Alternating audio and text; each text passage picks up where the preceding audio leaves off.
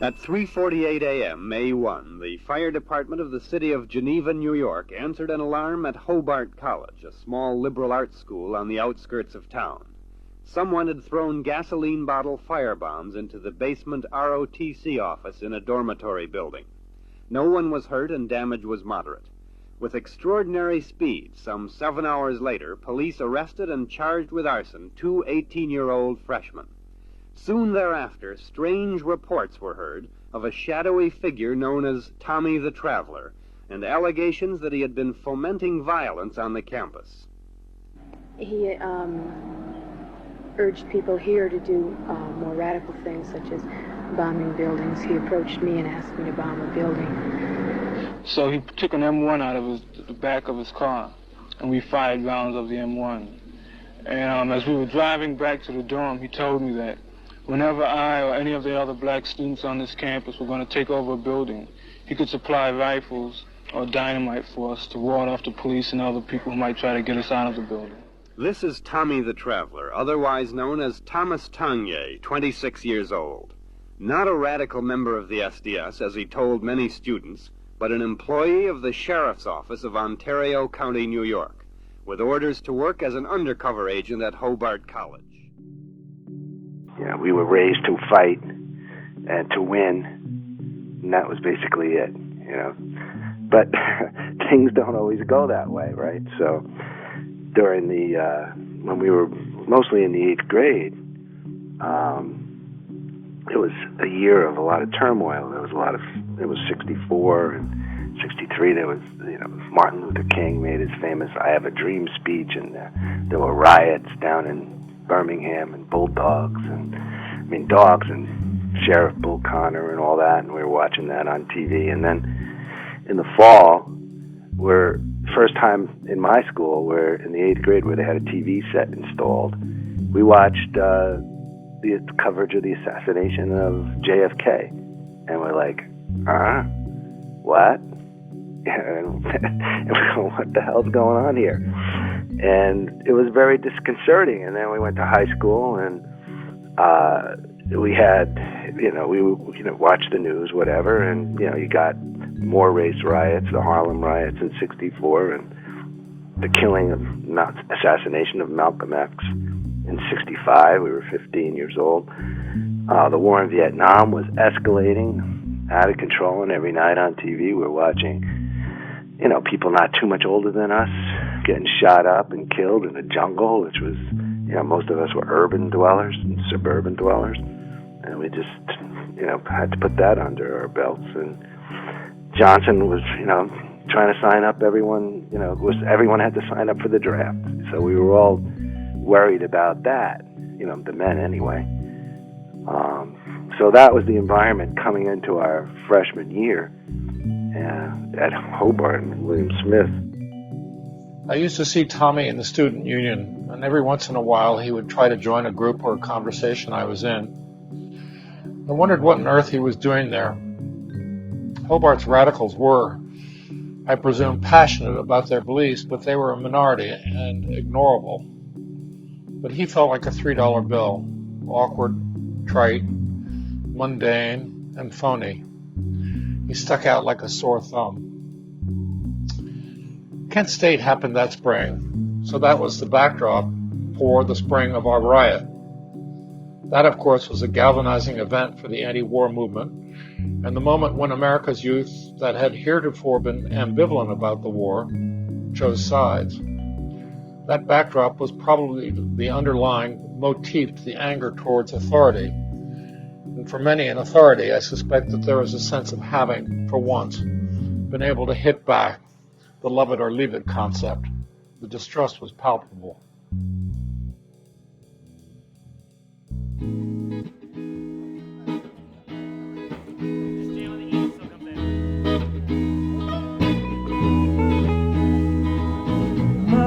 Mother, there's far too many of you crying. Brother, there's far too many of you dying. We got to find a way to bring some loving here today. Oh, Father, Father, we don't need to escalate. 'Cause war is not the answer, and only love can conquer hate. You know we've got to find a way to bring some love in here today. Oh, picket signs and picket lines, don't punish me with brutality.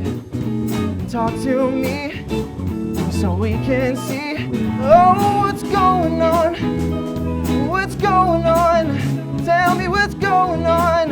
Hey, what's going on? We came into the school, the president had just been fired. Rodney Frelinghuysen, who went on to be a long-time congressional rep out in New Jersey, was the head of the student government.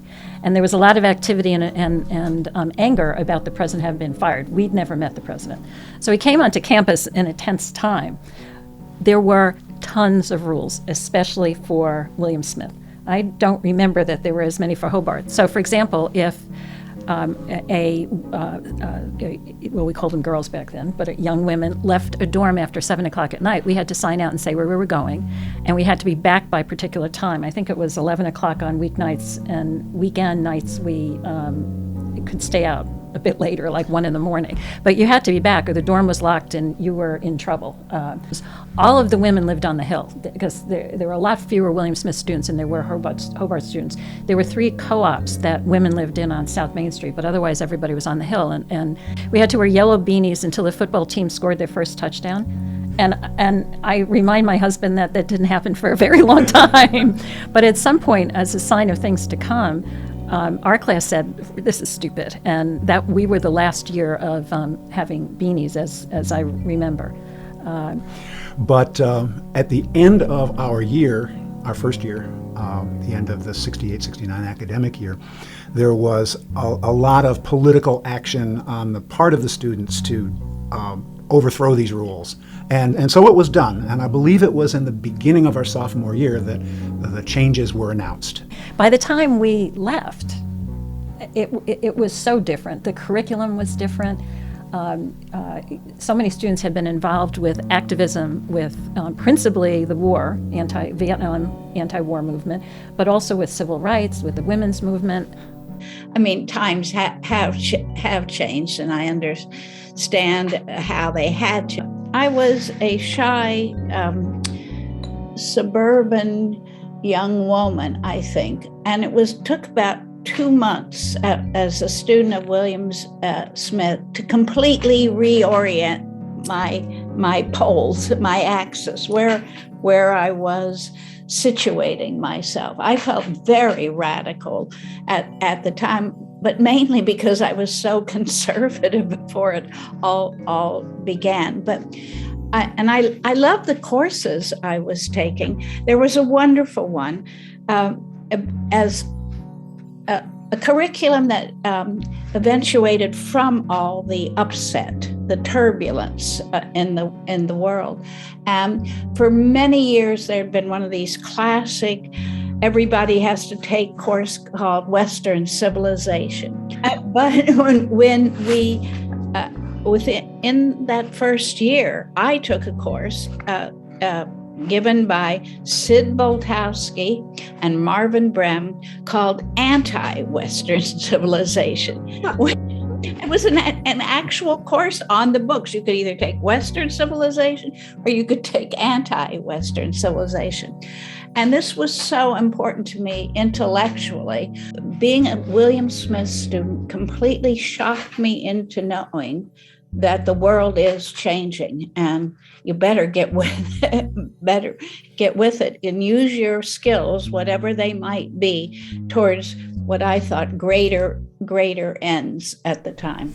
Well, I feel like for Black students here, it's like when you come to this school, you're here under a condition, like you're here to fulfill some type of purpose, whether that's just boosting the numbers, most of the times you're an athlete, or for some other weird reason. But I don't think they recruit necessarily on the efforts of diversity, because if that was the case, we wouldn't have been having the same discussion, because they've still been talking about improving black faculty since the 70s, yet we're sitting nearly 30 years later and we've seen no change. If anything, it's gotten worse. I've had friends joke about like when they're going to get posted onto college-related pages because they're black. So it's like if people in the 60s and 70s were trying to advocate for a higher number of black students, obviously that hasn't been fulfilled if they're still kind of tokenizing people on social medias and media that represents the community here. So you think Hobart is kind of like false flagging in a way, like they only like to use black students as a way to say, oh yeah, we're diverse, to encourage other black students, but in the real case it's just all facade? I mean, I think that's a case for a lot of colleges. I think a lot of places definitely try to boost the idea of diversity more than what actually exists. And I wouldn't say that's the only reason they're trying to pull in a diverse amount of students. I think that's like definitely exists though. I'm not going to say that it's fake. Like I think it's definitely a conscious decision every time they do it, and they make sure they have students who they can put that seems like we have a good representation. I would also like to say that, like, I mean, the school, like any institution is a business at the end of the day. And like when they are like utilizing like black students and like putting them on social media, it is to like make them a black token.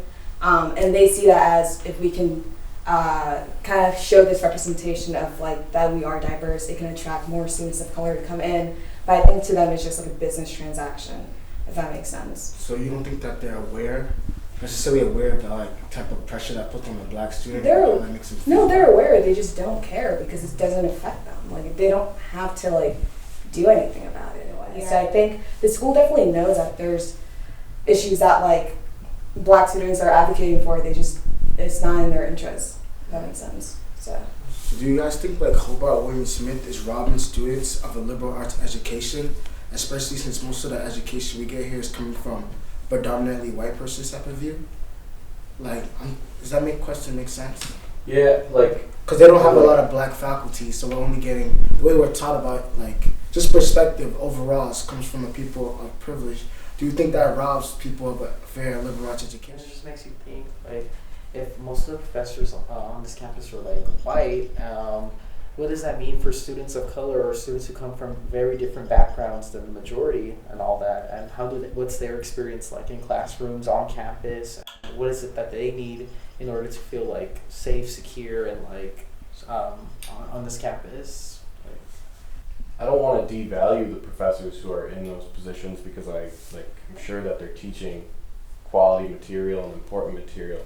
But I think it is a lot different from people who, I guess, would have a more genuine experience or are more in touch with the things that they're talking about than a white man or woman talking about history of Africana studies.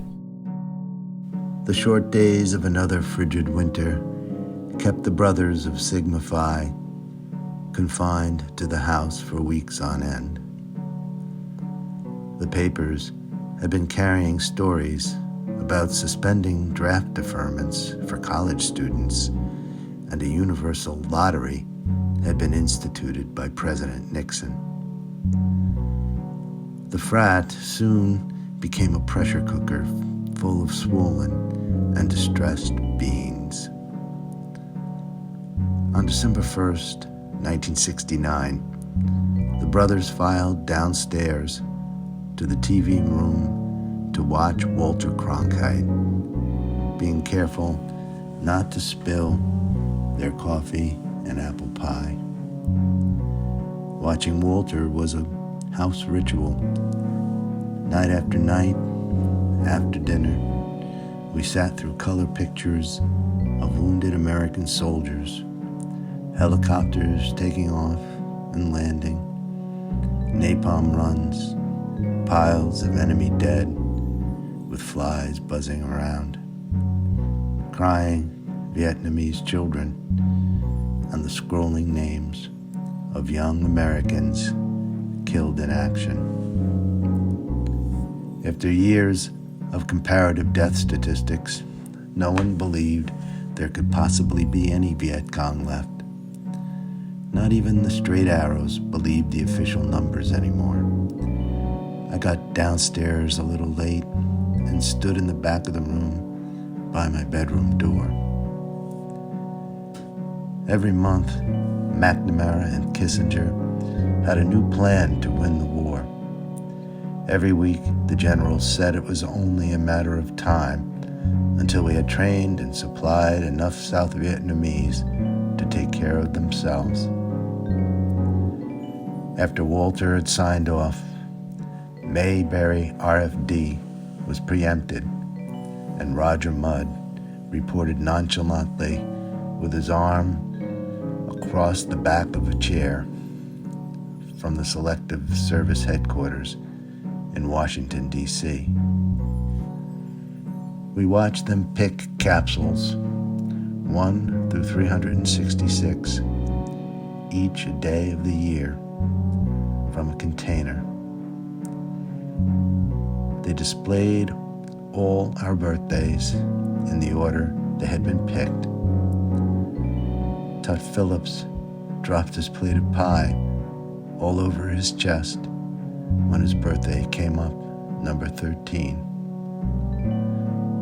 Most of the brothers filtered out of the room without finishing their desserts and headed straight for the Oaks to get drunk. I was relieved that I wouldn't have to go to Canada because I thought mostly Eskimos lived there. I went into my room thinking about how out of whack Tut's life was going to be. I picked up a Look magazine with pictures of a hippie commune, some children frolicking in a stream. I tried to reconcile that with shit-smeared punji sticks and wide-eyed Marines staring at tracer bullets in the night, smiling. If the United States decides to join the war in Ukraine and drafted age-appropriate men to fight, would you resist the draft despite its consequences? No, I don't think I would resist the draft because I think I live in a world that offers me lots of benefits that I didn't personally have to work for. So I think that sacrifice is definitely worth it in order to better appreciate the things that I have that I didn't work for, but also to be there for those who don't have the same kinds of privileges and opportunities that I have. So you'd be willing to fight and risk your life for a war that you may or may not be connected to? Yeah. For the justice and freedom of America. I would, because I think, again, it's for all the problems that this country has. It's an environment and a space that has afforded me personally lots of privileges and opportunities that lots of other people don't get. So I think recognizing that, it's worth making the sacrifice. No. I think that a draft in general, I feel like all the stories that we've had about the draft is just a really scary and confusing time. I can't say that if I was drafted, my immediate reaction would just be one of willingness. But I also think that if it was something that would protect my family, or if it was something that would keep the people that I know here and love here safe, then I'd do it in a heartbeat. Speaking of people you loved, if you had a brother, cousin, or maybe your father, if they were to be drafted into this war, how would you feel about that? Reminds me of Mulan. I mean, I think that in its own comes with a certain amount of just fear and uncertainty. Like, for me, my entire family dynamics are different, so I'd be worried about what the absence of a father or a brother or sister would do to my family, how we might fill in those gaps. This is a hypothetical question, but if it was in Ukraine per se, I wouldn't be comfortable going over there. But if it was on American soil, like to defend like our country that we live in, that's a different. But at this current rate, probably not Ukraine now. So if you would decide not to participate in the war, what are the ways you actively protest? I guess it would be just, I wouldn't really take that much of an active, but there would be a lot of discontent from me, but it would just have to depend on how severe the push is to get drafted people out in Ukraine. But it would definitely be something I would disagree with, so I'd definitely let people around me know that. So. I think I would, just because I Like, if I'm being sent to basically, like, lose my life, I would want to have more control over that. I also feel like the United States has committed to a lot of foreign wars that don't usually work out very well, and there's like a lot of loss of life that's very unnecessary. So I don't necessarily trust our country to make the right call in terms of my own life. Interesting you talk about the precedents of United States losing when it comes to foreign wars. Is it because you're not necessarily willing to fight a war that you're not connected to? Not necessarily. I mean, I think that a lot of our ideals come from the right place when we say that we're, for example, like defending people's right to democracy. But I think that that's what we say and not what we do.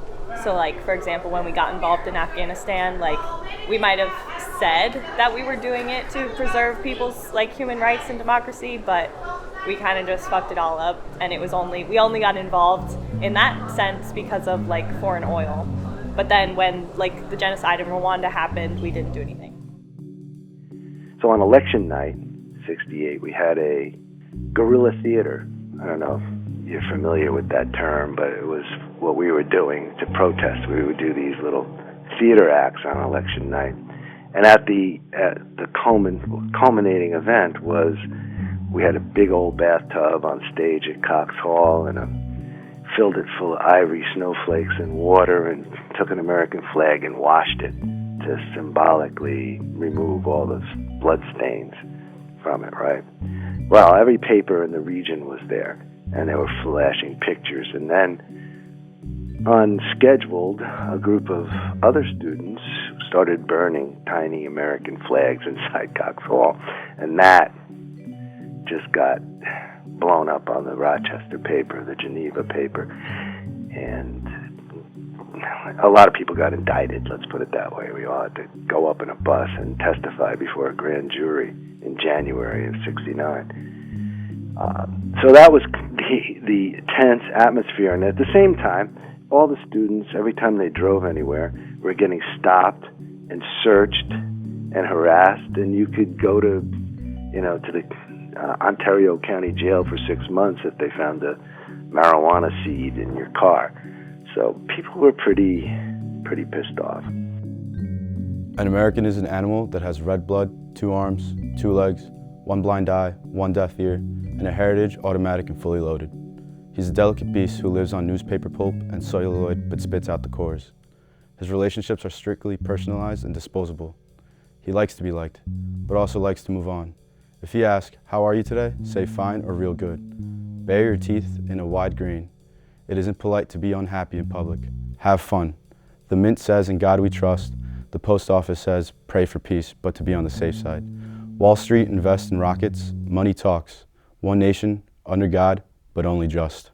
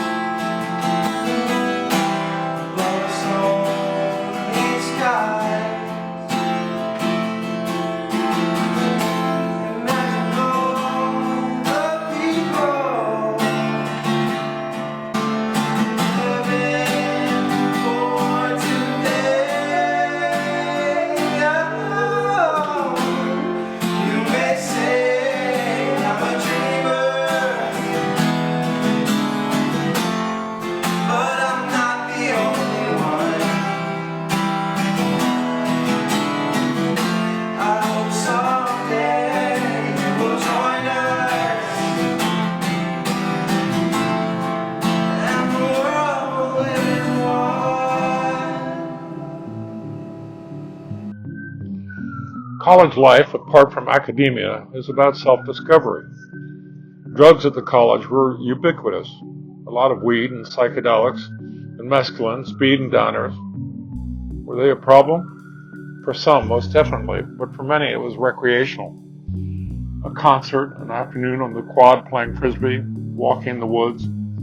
All these things could be done without drugs. With drugs, they felt slightly more piquant. But what drugs really did was develop a camaraderie, and they were illegal, which offered a cabal-like sense that, in retrospect, was kind of silly, but nevertheless real in the moment.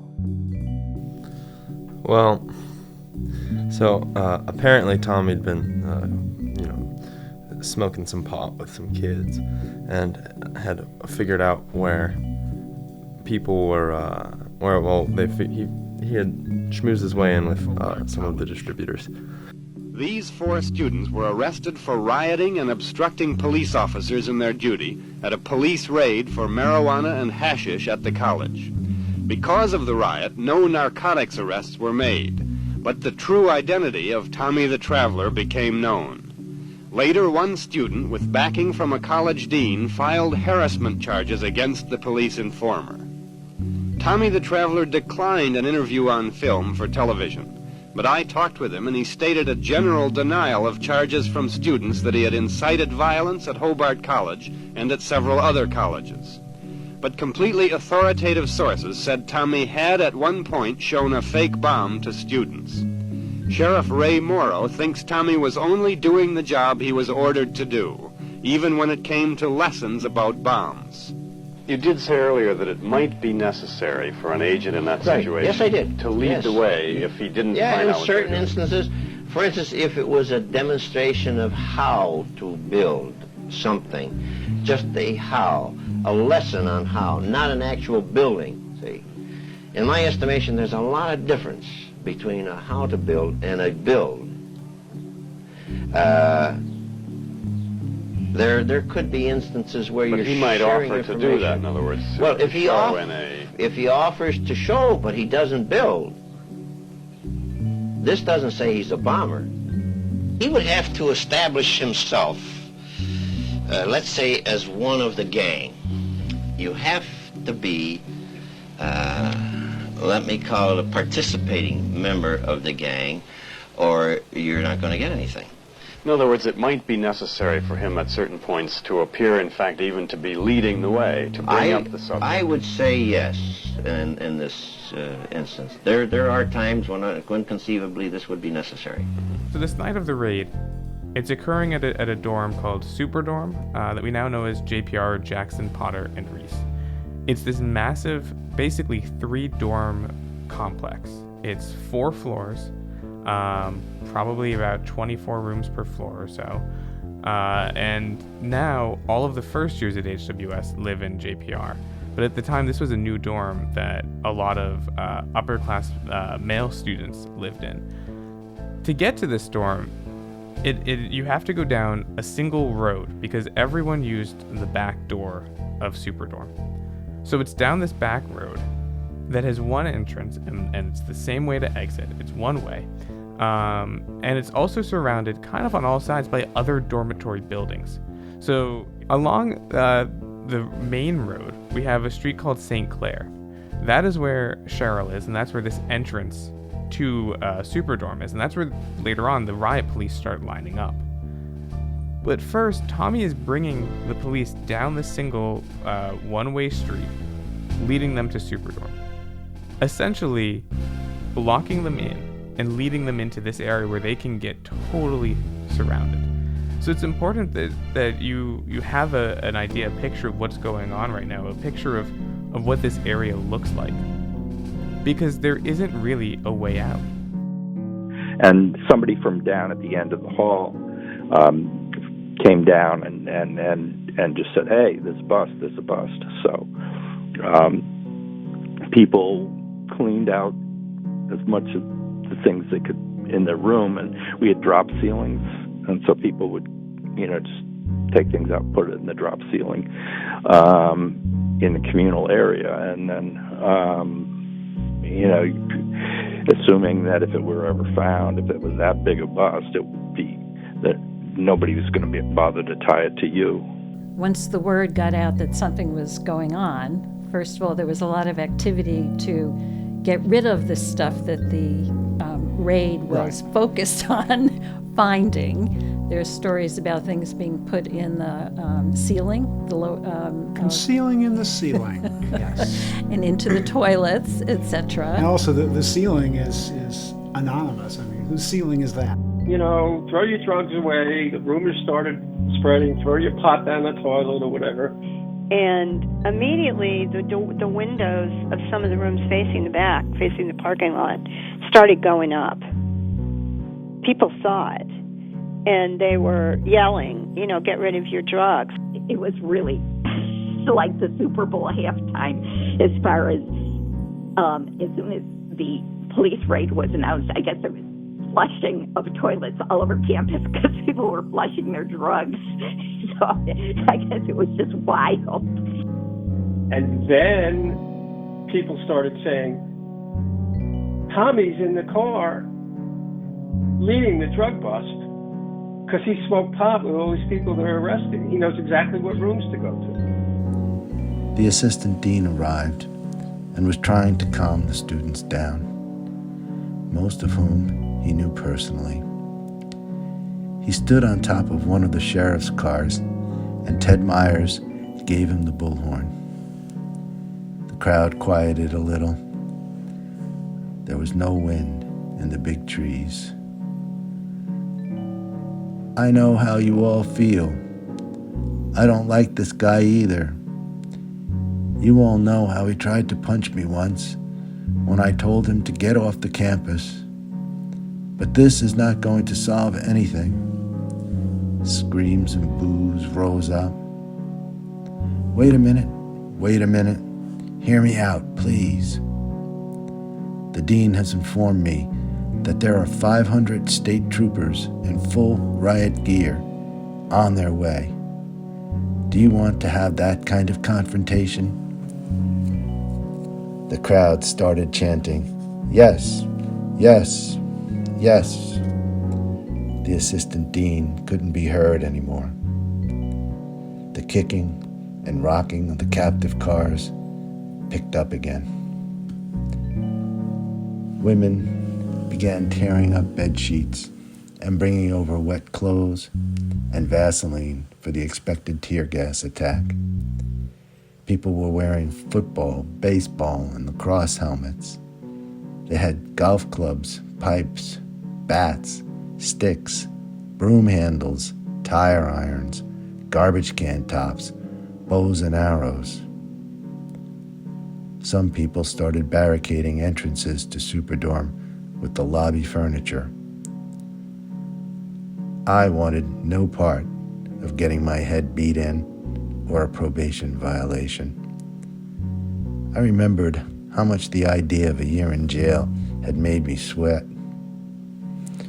Winston, a Liberian exchange student in my class, was watching from the same window with me. Why aren't you down there?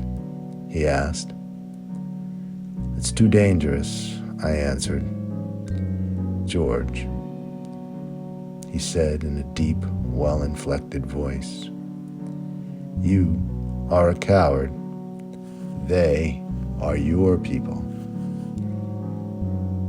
I got pissed. How come you ain't down there, Lion Man? Because it is not my country, and they would deport me. But you are a coward. Those 4 years, 1967 to 71, gave me the impetus for leaving the U.S. for 5 years. The focus on division, something Richard Nixon did beautifully, made me long for a society that was building, not fighting itself. Events like the raid were like the garlic in the sauce, giving momentary dimension to how screwed up things were. I might add that I can still see that smug idiot with his gun drawn. That memory is indelible. There isn't much I would like to forget, but that image is definitely one of them. My time there was blissful, even though it was so ragged and rough at the same time. I felt very alive. Maybe that's what happens in your 20s. You become alive to everything that's new and different and possible for you. And that's, I thought I felt as though Geneva, New York was the center of an intellectual revolution, like we were not actors, we were agents of this world as students and with the faculty. There were so many wonderful teachers I had at Hobart and William Smith. I've taught at a lot of places, but I have never, ever encountered as a group a teaching faculty that of the early 70s that was so involved in learning along with their students. Usually professors tell the students something, but this was a really dialogue, a dialectic, really. And they challenge you to think things through and defend your ideas. Right. And it was an amazing faculty. The strongest memory I have is just about the time I graduated, I finally figured out what it was all about there. And I stay here another 2 years and really take advantage of it. Because my senior year, I was finally getting it, like what this whole thing was about and growing into